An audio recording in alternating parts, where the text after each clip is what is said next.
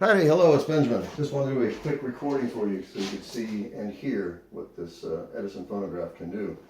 Anyway, this is the Edison Standard B set up as the recorder. The recorder is installed. I'm using the voice recording horn.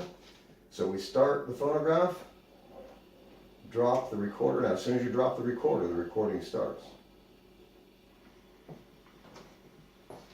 Greetings and salutations, Benjamin J. the Victrola Guy, making a test recording on the Edison Standard B cylinder phonograph, recording on a brown wax recording blank, recording with the voice recording horn.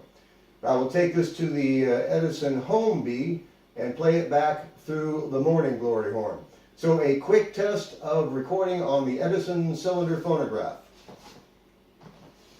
Alright, we stop the machine. Pull off the cylinder. Now, after you record, the cylinder is covered with cuttings. As you can probably see, this is called swarf, S-W-A-R-F.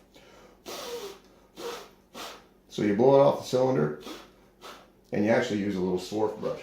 But I'm just doing a quick video so you can hear this.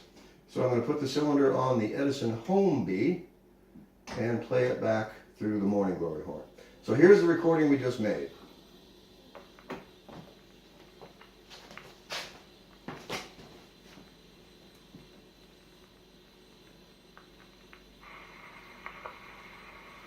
Greetings and salutations, Benjamin J. the Victrola Guy, making a test recording on the Edison Standard B cylinder phonograph, recording on a brown wax recording blank, recording with the voice recording horn.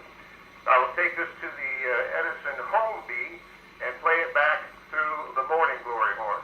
So a quick test of recording on the Edison cylinder phonograph. So as you see, it's pretty straightforward. It's fairly simple to do. So as I said in the email, it's more of an art than it is a science. Anyway, I just wanted you to see this.